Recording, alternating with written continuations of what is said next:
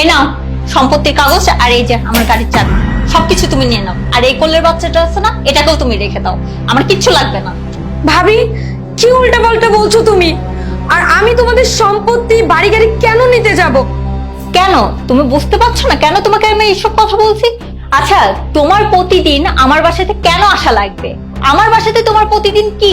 তুমি একটা কাজ করো, আজকের পর থেকে না তোমার ভাইয়াকে আর ভাইয়া বলা দরকার নাই। তুমি একটা কাজ করো, তোমার হাজবেন্ডই বানায় নাও। তোমার তো সবকিছু তো কবজা হয়ে গেছে, তাই না? এখন আর আমার হাজবেন্ডকে আমার কাছে রেখে কি হবে? তুমি তোমার কাছেই রেখে দাও।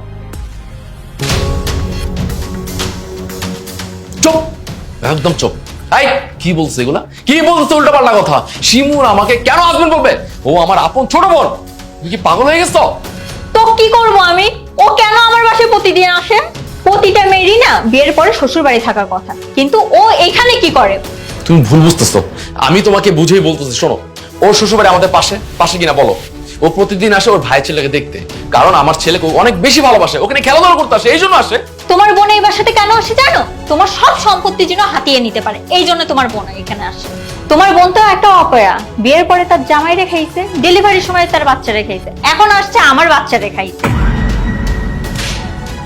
একদম চুপ, আর একটা উল্টো কথা বলবো না। তুমি জানো কি করছে? তুমি যাকে নিজের সন্তান বলতো, আসলে সন্তানটা কে তুমি জানো? ভাইয়া ভাইয়া, কিছু বলিস না। তুই চুপ, তুই আর একটা কথা বলবি না।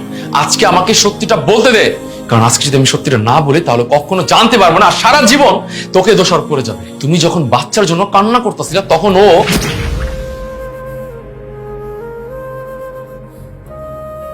ভাইয়া, তোকে এত চিন্তিত লাগছে কেন? তুই তো সবকিছু জানিস যে তোর ভাবি আর আমার বিয়েটা হয়েছে প্রায় 4 বছর। এতদিন হয়ে গেল, এখনো কোনো বাচ্চা কাচ্চার মুখ দেখতে পেলাম না। কি করবো বলতো? কত চেষ্টা করেছি, ডক্টর দেখেছি, কবিরাজের কাছে গিয়েছি, কোনোটা তো বাদ রাখিনি। আসলে সমস্যাটা তোর ভাবির, জানিস, প্রত্যেক দিন রাতে না তোর ভাবি কান্নাকাটি করে বাচ্চার জন্য। আমি এখন কি কোনো কিছুই বুঝতে পারছি না। ভাইয়া, যেহেতু তোদের বাচ্চা হচ্ছে না, তাহলে আমার বাচ্চাটা আমি ভাবিকে দিয়ে দেব। আরে কি বলছিস সেটা? তোর বাচ্চা আমি কিভাবে নিতে পারি? ভাইয়া, তুই তো জানিস যে আমার হাজবেন্ড মারা গিয়েছে। আমি বাচ্চাটাকে ভালো করে লালন পালনও করতে পারবো না, তাই আমি চাই আমার বাচ্চাটা তোদের কাছে থেকে বড় হোক, মানুষের মতন মানুষ হোক।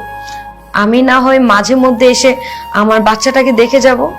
বোন, তুই এগুলো কি বলছিস? তুই তোর বাচ্চাকে আমার কাছে দিয়ে দিবি? আর শোনো, আমার বাচ্চা তোমার বাচ্চা একই তো হলো, তাই না ভাইয়া? বোন, তুই আমার বুকের থেকে অনেক বড় একটা পাথর সরাই দিলি। আমি তোর ঋণ কোনোদিন শোধ করতে পারবো না।